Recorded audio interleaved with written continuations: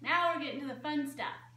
Hence the yoga mat. I'm going to show you some great movements for your neck, your spine, your posture, your entire body. Doing these movements every day, this is going to help you actually be taller, stand better, feel more confident, be able to take on the day, have less pain, less stiffness. Now, the first movement I'm going to show you is called the puppy dog pose. This personally is my favorite. Why I'm showing you it first, I guess I love this one. Really good for the neck, really good for the shoulder, really good for the spine. Okay, so the position for this one is just starting out in all fours, right on the mat, just like this. Bringing your knees together, bringing your bottom up in the air, and stretching your arms out, your shoulders right in front of you. And just gently resting your chin on the mat. Just like this. Now in yoga, we don't do these stretches by minutes or by sets or reps. We talk about doing them by breaths. So this is how I'm going to instruct to you. For each pose, you're going to shoot for 10 breaths. Now, I'm going to tell you about how to do those breaths. And I know what you're thinking. You're thinking, Mindy, I know how to breathe. I do that unconsciously. I do it every day. That's why I'm still living. Now, this is a deeper kind of breathing. This is the best way to get oxygen to your brain, to your blood, to your muscles, and it's going to help focus you, help you to sustain that stretch a little longer, help you to be successful with these. So again, you're going to shoot for 10 breaths with each pose. In the beginning, you may not get to that 10th breath. You may only get to 3 breaths or whatever your body can do at that time. That is okay. But as you continue to do these, I want you to shoot for able to hold and sustain the stretch for 10 breaths. Now, this is how I want you to do a breath. It's simply in through the nose, nice and deep, out through the mouth. You could hear me breathing. That is an audible breath. I want to be able to hear you breathing when you're doing your stretches as well. So again, let's go over that. In through the nose, out through the mouth. Feels really good. I know it sounds funny, but you know, get over that part. It's okay. Get over the way it sounds. It's so good for you. So I'm going to go back into that pose. Again, this is our puppy dog pose. Knees together, butt up in the air. Chin on the mat and breathe. Now when I breathe out, I'm able to go a little farther in my stretch.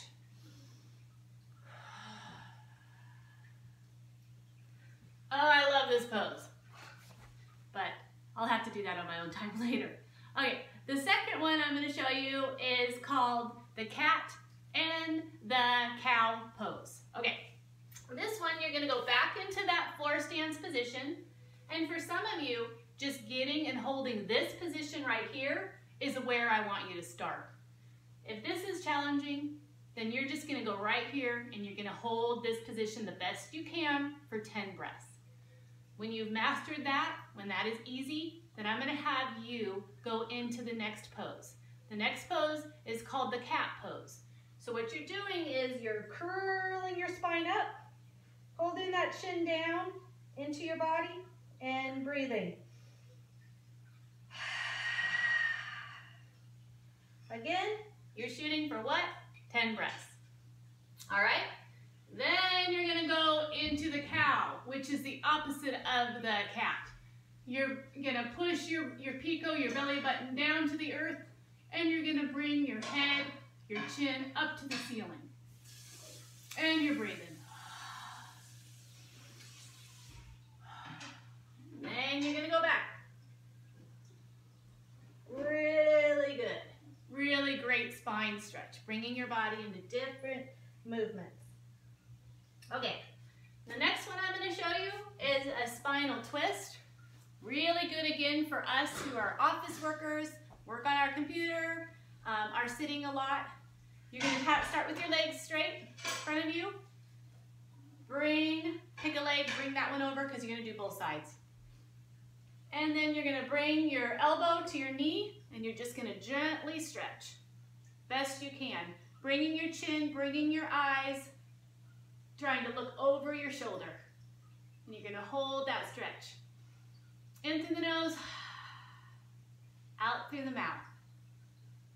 This is a great stretch. When you're doing this one, think about your core, holding in your pico, holding in that belly button while you're doing this stretch.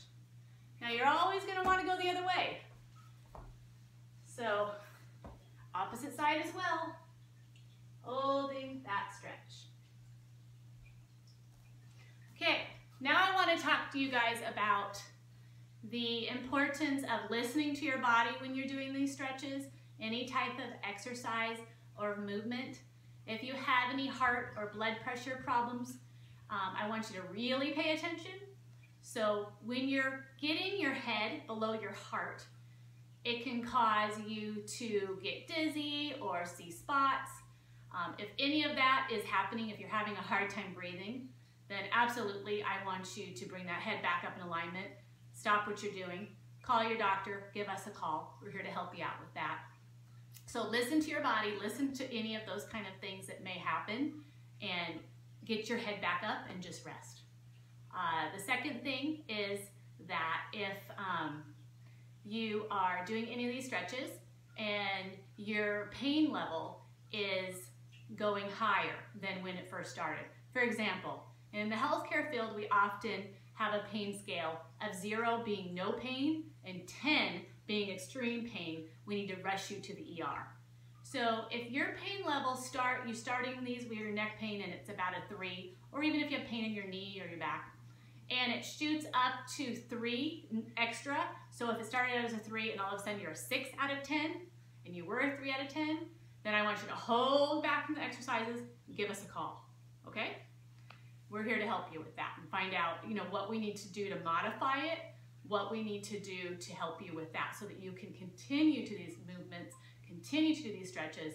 I don't want you to just stop and not do anything. We need to just figure out how we can have you do that where your pain level is more controlled.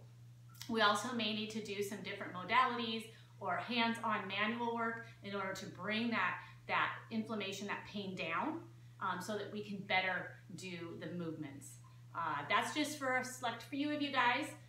The rest of us, we need to move. That's going to help us. That's going to decrease that pain. That's going to decrease that stiffness. Now with these stretches, you may have a soreness in your muscles later, and that is a very good thing. We want that. That means that we are targeting and we're challenging those muscles that are imbalanced that we need to work on. So that's a different kind of pain. Now, if you're unsure about how to listen to your body, if you're unsure about these things, give us a call. I'm here. We're here to help you. Thank you.